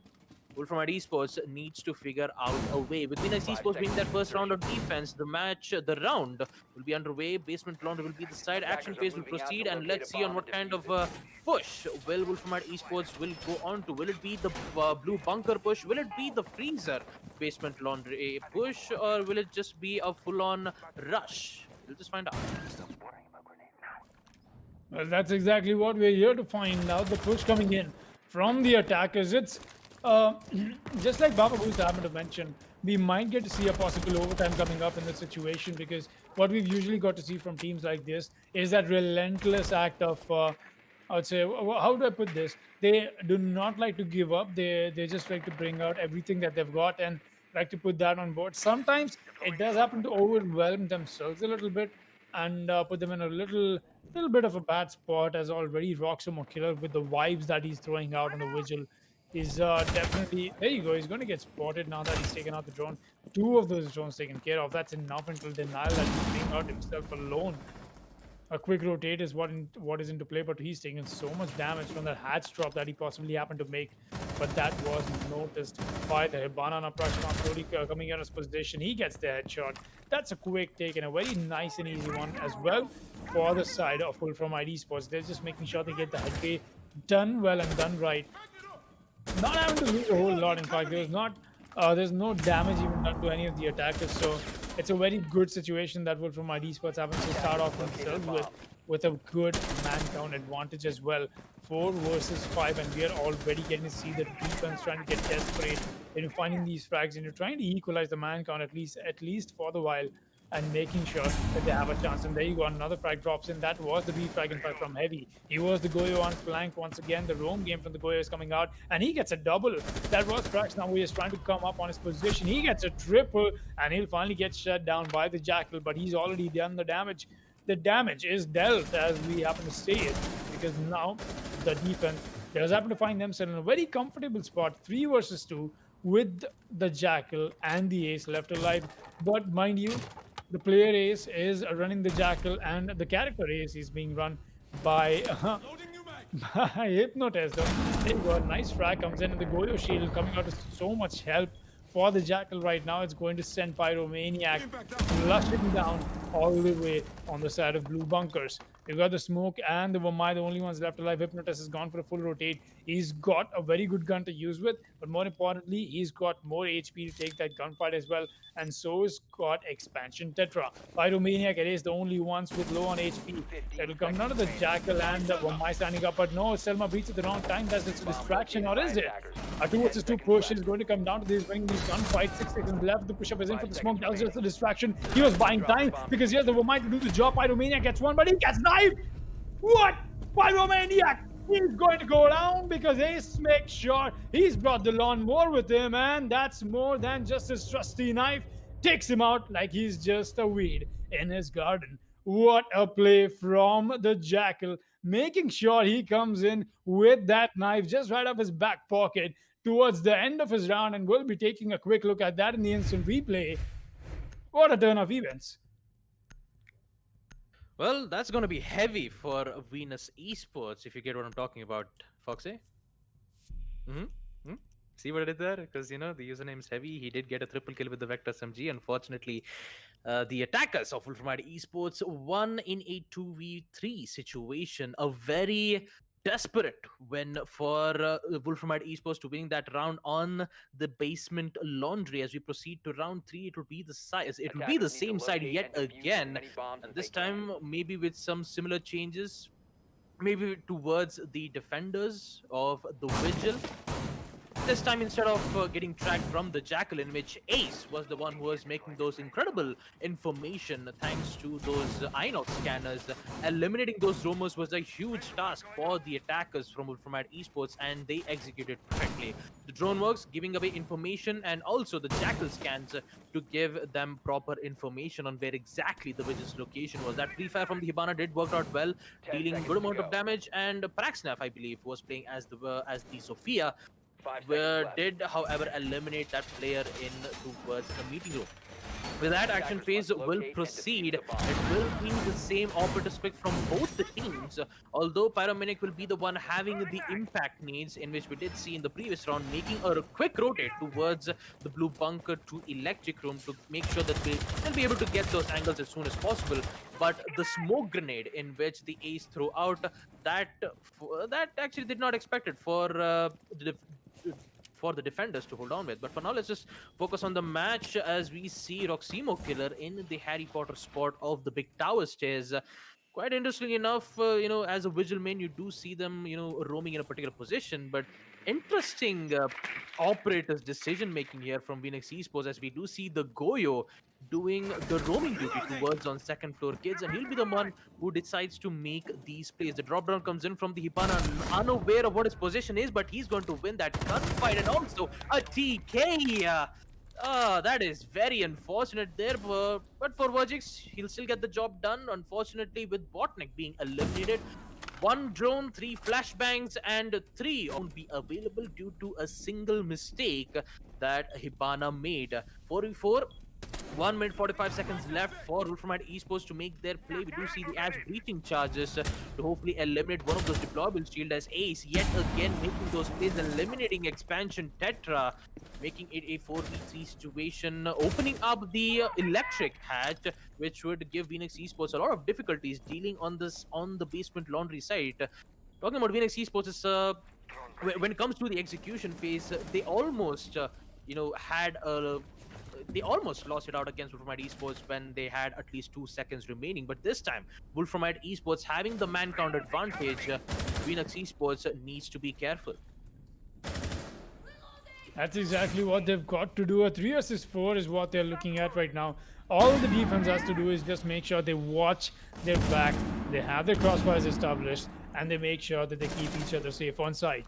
50 seconds left, and the push has got to come out from the side of the attack. The defense knows this as well, as they happen to gear up for this ultimate push down.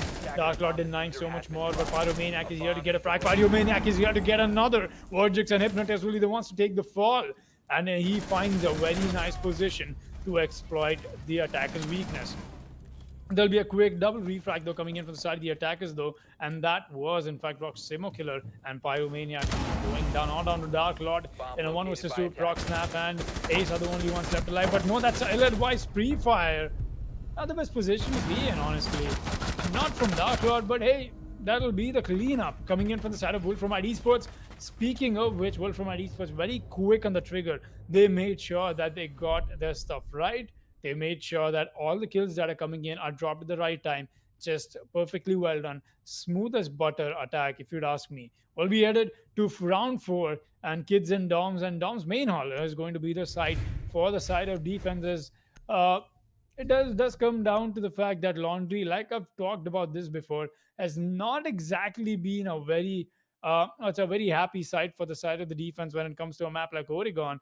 But with the teams playing this map so much, that should change. That is not yet. Let's see what Kids and Doms happen to offer. We'll be headed to round 4 with hopes that we get to see a possible retaliation happen from the side of the defense. That is being Esports. Let's see if that is exactly what they have in store or not. Round 4 will be underway. Yes, indeed, Foxy. Round 4 will be underway with the same opportunities yet again from both the side of the teams. From Esports, always recovering the man count, especially converting it from a 2v4 into a 2v2.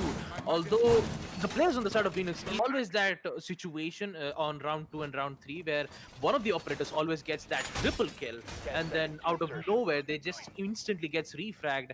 And Ace and Praxnap, the two players who always makes those comebacks happen, winning those unwinnable 2v4 2v3 situations into their favor, and they're just eliminating those players one by one. This is huge for Wolframite Esports and also for Venus Esports.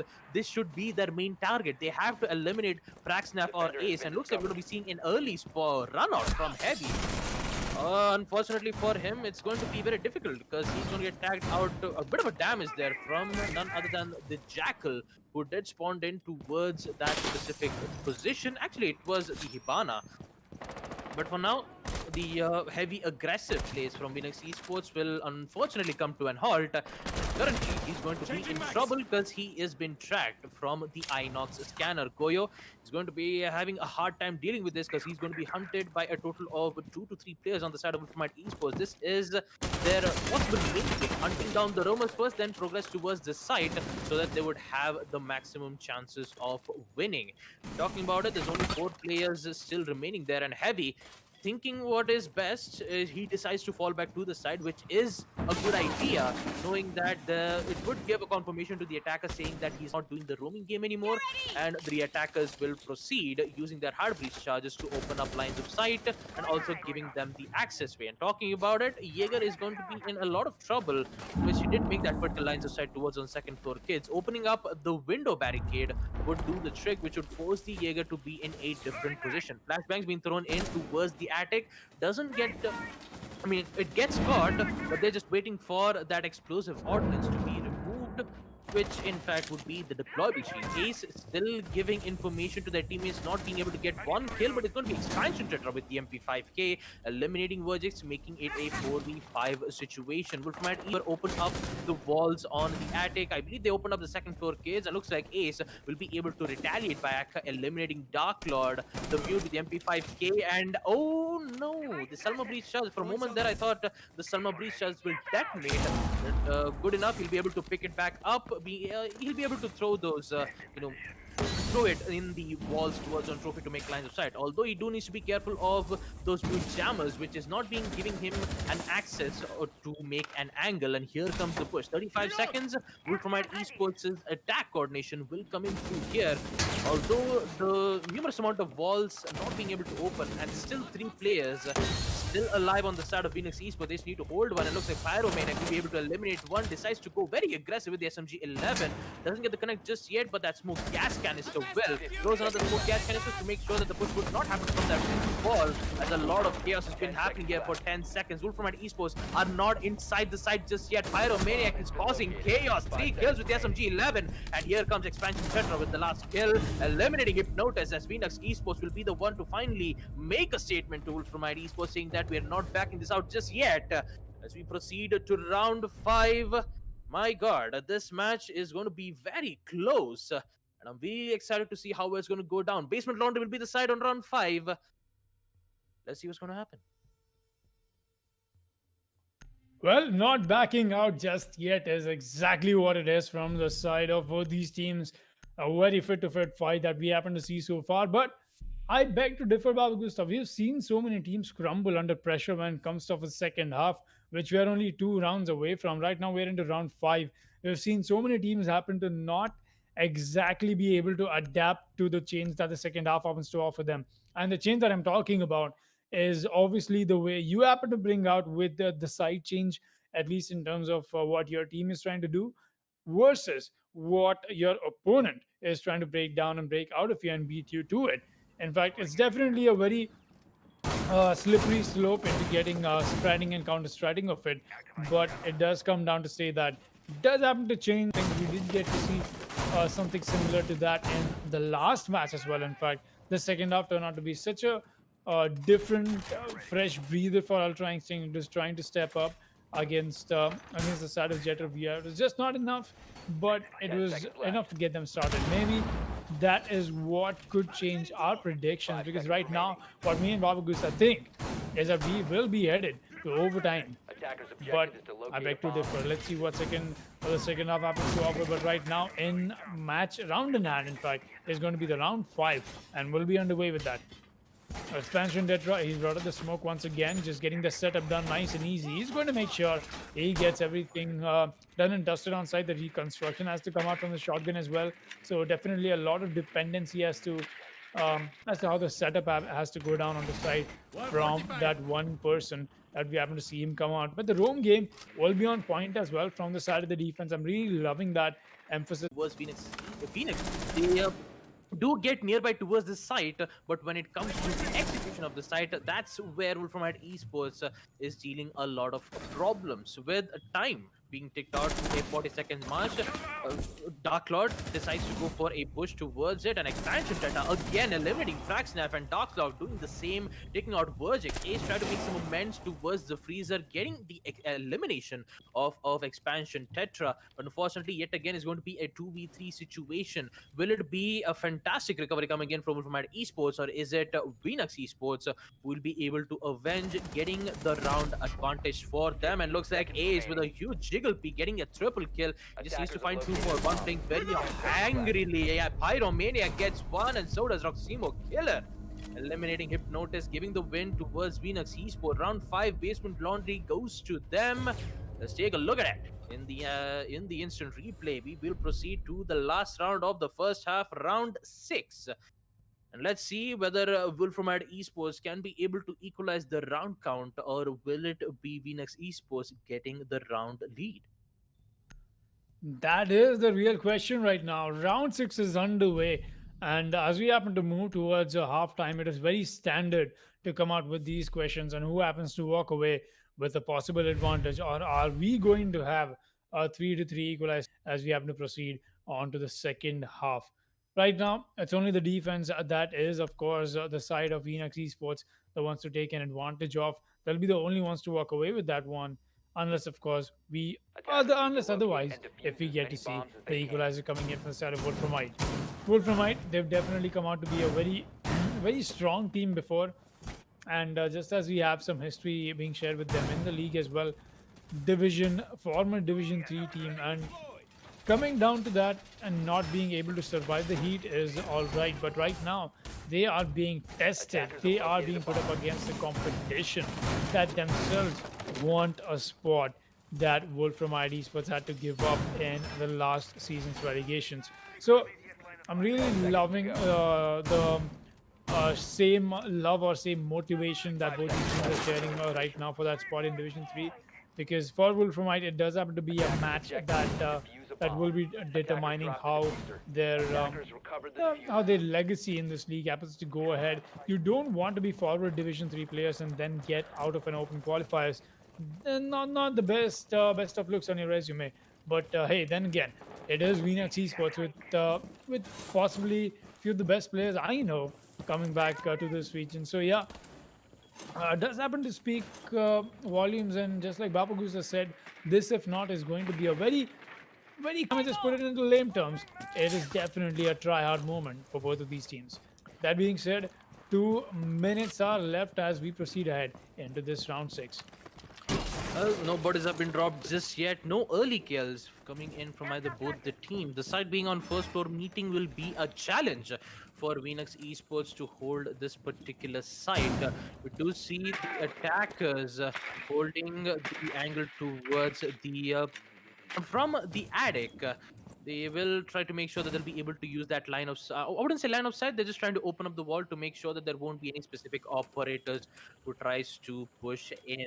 The hatch has been opened, although they do need to be careful of the amount of gadgets that they've been placed. The deployable shields, total of 2 ADS is being placed, and also a castle arrow panel.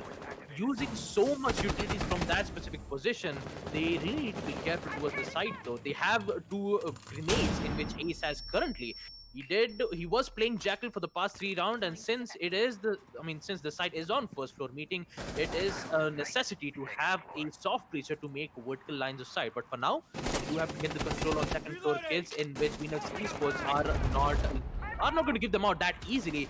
But Vergix is going to make sure that they'll be able to get one. Praxnap will also do the same, eliminating Pyromaniac. Say the entire second floor is it actually goes for them. Now they'll decide to use their scout vision capabilities to make lines of sight towards on the first floor meeting and also on the kitchen to make sure that they'll be able to get those kills as soon as possible. Getting those skills and making the heavy round to side is exactly what they're expecting out of this round. Two of those already dropped. Venus Esports looking a little shaky this time around, if I may, because you've got a very important round in your hands that you're allowing WLF to walk away with, but not yet says heavy. He'll make sure he tries and shuts down Vergix. That is from Wolfram ID Sports. They still got heavy trying to find more. That is the UMP in hand and in action. The Annisters are coming out. Heavy finds another. There you go. The heavy lifting from Heavy himself is coming out. Everything that he's got is at it right now. 10 seconds left, and the plan is going to come down. But it's still not happening. Here is the push on the side of the attack, but the defense is shutting them down at every point. And here's the peak from the smoke expansion. Detroit does not get the first frag, gets the shotgun out, does not get the final frag, but it won't matter because the bot tank will not be able to find the final frag, as that will be the play, people, that Venus Esports will make sure they try and get for themselves. But more importantly, it will be the fact that hey, a 4-2 scoreline is exactly where we're headed to. That being said, a very nice advantage that they've set for themselves. Look at that, the scoreboard as well. 10 frags and then 9 going on to the other end. Obviously, with the Rios into play that we'll be going into right now, it's definitely going to shift up in terms of the numbers that we happen to get to see. But most definitely does happen to come down to the fact that we did finally get to see Venus Esports take away the advantage, 4-2, not a 3-3 scoreline that I was expecting, an equalized scoreline from ID Sports. So Phoenix is looking like they're in the driver's seat right now. They might be the ones to even walk away with the match if they'll be able to capitalize on the second half. That is the question. In fact, and Baba Gusta, anything you happen to say about the role swap that we'll be getting to see coming out after this round 6 that we just happened to see?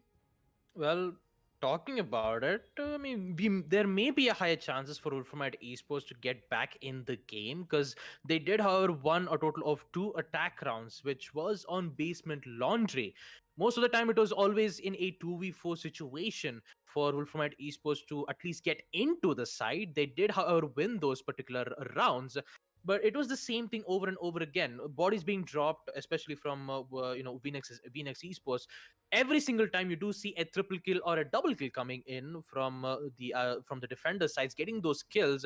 Next thing you know, Wolframite Esports doesn't have enough amount of manpower, not just manpower but also the amount of utilities, the gadgets that just died with it, cause a lot of dent when it comes to pushing in the attack coordination. This time when they are on defense, it's just going to be a matter of time to see whether if the defenders do decides to take in a very aggressive approach, maybe try to go for a run out in classroom or try to gain control in classroom to get the angle if the attackers do decide to push in on from a specific angle. But still, talking about it, Wolframite Esports can be able to find something here.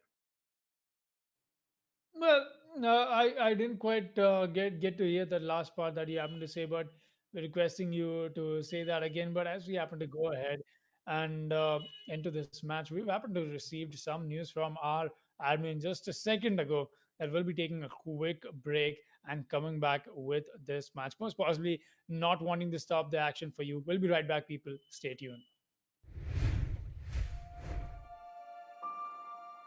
The moment of creation is a form of magic, where an off becomes an on, a 0 becomes a 1, then another, and another, until, deep in the complexity, you discover order, speed, reliability, power,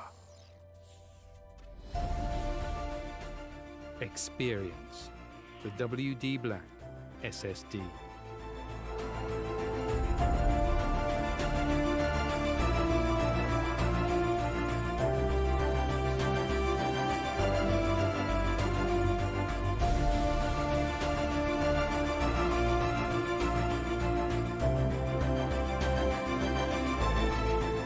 Fueled by darkness.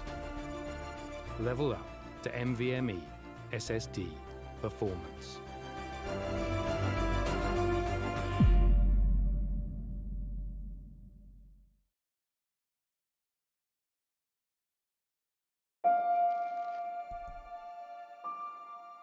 The moment of creation is a form of magic, where an off becomes an on, a 0 becomes a 1, then another, and another, until, deep in the complexity, you discover order, speed, reliability, power, experience the WD BLACK NVMe SSD.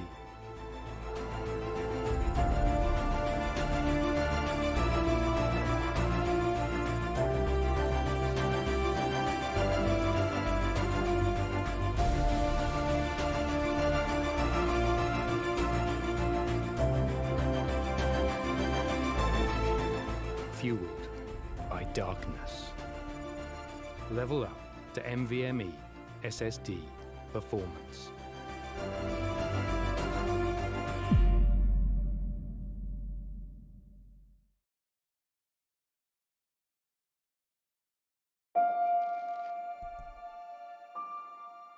The moment of creation is a form of magic, where an off becomes an on, a 0 becomes a 1, then another, and another, until, deep in the complexity, you discover order, speed, reliability, power,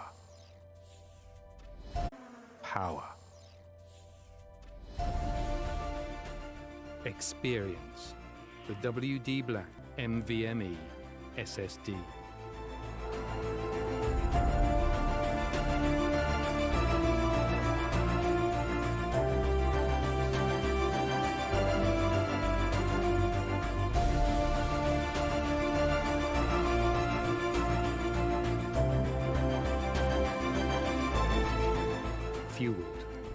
darkness.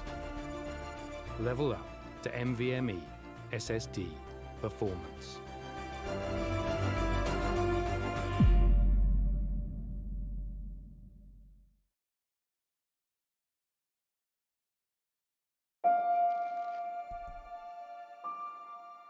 The moment of creation is a form of magic, where an off becomes an on, a 0 becomes a 1, then another, and another, until, deep in the complexity, you discover order, speed, reliability, power.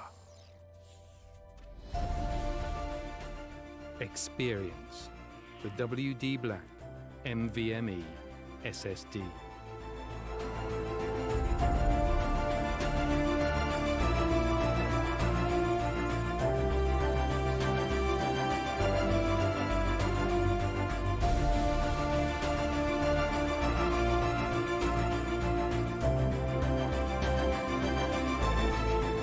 Fueled by darkness. Level up to NVMe SSD performance.